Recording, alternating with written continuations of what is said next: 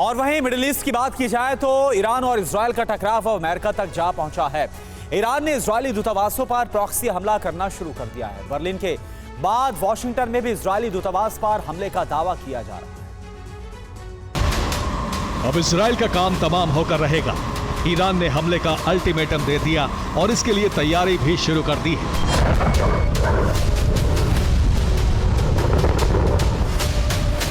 Iran ने शक्ति प्रदर्शन का एक वीडियो भी जारी किया है जिसमें दावा किया गया है कि 400 सेकंड में वो इजराइल में हमला करके उसे दहला देगा। इस वीडियो में ईरान की फतेह मिसाइल को दिखाया गया है जो इजराइल को दहलाने का दम रखती है। वीडियो में फतेह मिसाइल का डिप्लॉयमेंट दिखाया है। साथ ही इसमें दिखाया है कि कैसे हमले से कोहराम मचाया जा सकता है।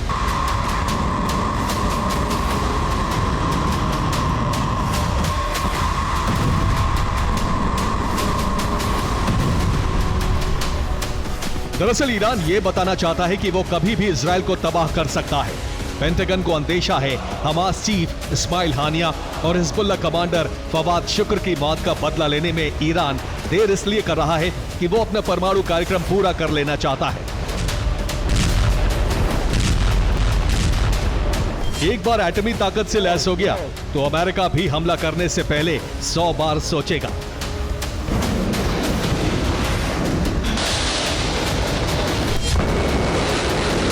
इसलिए ईरान प्रॉक्सी संगठनों के सहारे अमेरिका को उलझा रहा है।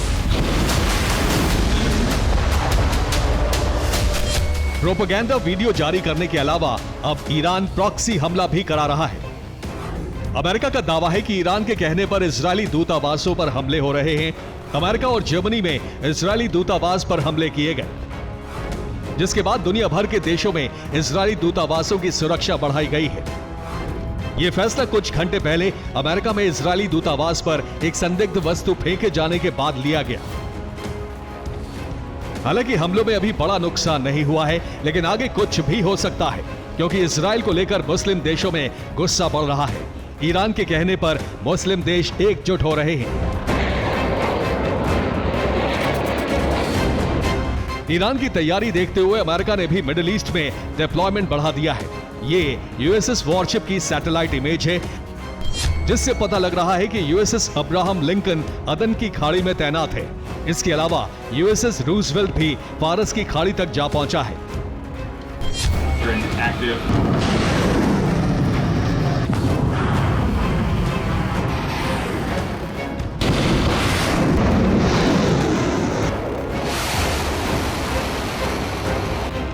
इसके अलावा छोटे वॉरशिप भी लाल सागर से लेकर भूमध्य सागर में तैनात किए गए हैं। साथ ही अमेरिकी नेवल कमांडो ईरान पर हमले की तैयारी कर रहे हैं। ईरान के कोस्टल एरिया में घुसकर न्यूक्लियर ठिकानों पर हमले किए जा सकते हैं, जिससे ईरान के परमाणु कार्यक्रम को ध्वस्त किया जा सके।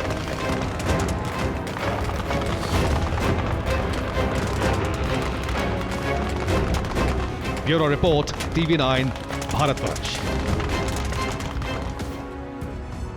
और वहीं इजराइल की तरफ से एक नया नक्शा जारी हुआ है। खास बात यह है कि नक्शे में वेस्ट बैंक का इलाका नहीं। अब सवाल यह है कि क्या नेतन्याहू वेस्ट बैंक को पूरी तरह से खत्म करने की ठान चुके हैं। सेना के एक्शन से तो यही साबित हो रहा है।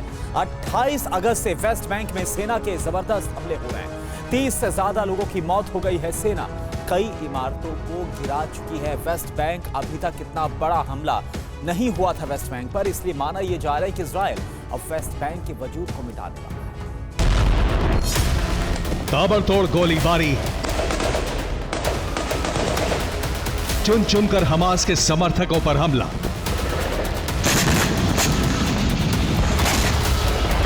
ये गाजा नहीं, वेस्ट बैंक की तस्वीरें हैं। वेस्ट बैंक में सैनिकों की तैनाती बढ़ा दी गई है। जेनिन समेत कई इलाकों में हमास से मुठभेड़ चल रही है। इजराइल के सैनिक हमास समर्थकों को गिरफ्तार कर रहे हैं। इजराइल सैनिक वेस्ट बैंक से हमास के तमाम समर्थकों को मारने के मिशन पर हैं, तो वहीं पीएम नेतन्याहू ने नए नक्शे से बता दिया है कि अब इजराइल का मकसद क्या है। इजराइल के नए नक्शे में वेस्ट बैंक का इलाका नहीं दिखाया गया है, जिससे जाहिर हो रहा है कि नेतन्याहू अब वेस्ट बैंक का अस्तित्व नहीं रहने देंगे। यानी वो जगह ही नहीं बचेगी जहां से फिलिस्तीनियों की आवाज पूरी दुनिया तक पहुंचती रही है। वेस्ट बैंक में क्या होने वाला है, इसका अंदाजा इजराइल के रक्षा मंत्री के बयान से भी जाहिर हो रहा है। रक्षा मंत्री ने सेना से वेस्ट बैंक में पूरी ताकत लगाने को कहा है। सेना के सभी यूनिट को इस्तेमाल करने का आदेश दिया है। जरूरत पड़ने पर हवाई हमला करने का भी आदेश है। प्रधानमंत्री नेतन्याहू और रक्षा मंत्री गैलेंट की रणनीति का असर वेस्ट बैंक में भी नजर आने लगा है। वेस्ट बैंक को घेरकर एक नए ऑपरेशन की शुरुआत कर दी गई है। इजराइल की टारगेट पर जेनिन कैंप और नूर अल शम्स जैसे इलाके हैं। तमाम रिफ्यूजी कैंप में तलाशी अभियान शुरू हुआ है। हमास समर्थक संगठनों को जड़ से खत्म करने के लिए कहा गया है।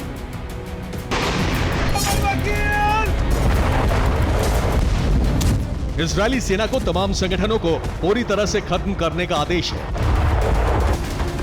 पूरी ताकत लगाने के आदेश के बाद जेनिन कैंप में आम लोगों की भी मौत हो रही है। सेना की ताबड़तोड़ फायरिंग और तेज एक्शन में कई लोगों को गोली लगी है।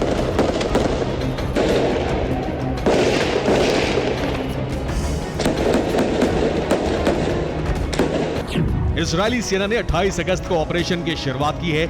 उत्तरी वेस्ट बैंक के रेफ्यूजी कैंप पर हमले किए जा रहे हैं। शुरुआती दौर में ही 30 लोगों की मौत हो गई है और 140 लोग जख्मी हो गए हैं। इजरायली सैनिकों का दावा है कि मारे गए सभी लोग हमास के समर्थक थे और आतंकी संगठनों से जुड़े थे।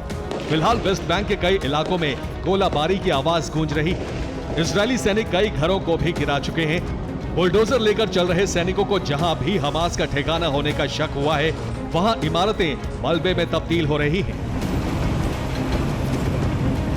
गाजा में भी इजरायली सैनिकों का अभियान तेज है। इजरायली सेना ने सोमवार को गाजा शहर के सफद स्कूल को हवाई हमला करके तबाह कर दिया।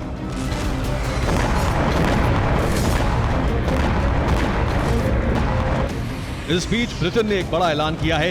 ब्रिटेन ने इजरायल को निर्यात किए जाने वाले कुछ हथियारों पर आंशिक रोक लगा दी है। ब्रिटेन को आशंका है कि इन हथियारों के इस्तेमाल से अंतर्राष्ट्रीय मानवाधिकार कानूनों का गंभीर उल्लंघन हो सकता है। Bureau report, TV9 Bharatvarsh. अब इजरायल का काम तमाम होकर रहेगा। ईरान ने हमले का अल्टीमेटम दे दिया और इसके लिए तैयारी भी शुरू कर दी है।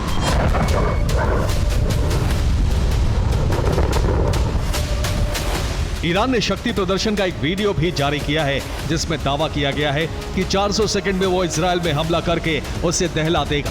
इस वीडियो में ईरान की फतेह मिसाइल को दिखाया गया है, जो इजरायल को दहलाने का दम रखती है।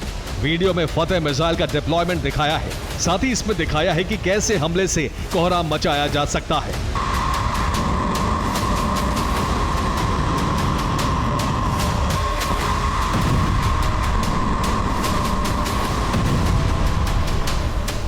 दरअसल ईरान ये बताना चाहता है कि वो कभी भी इजरायल को तबाह कर सकता है।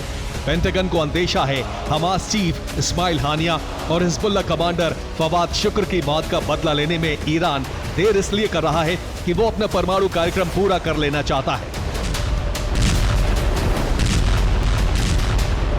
एक बार एटमी ताकत से लैस हो गया तो अमेरिका भी हमला करने से पहले 100 बार सोचेगा।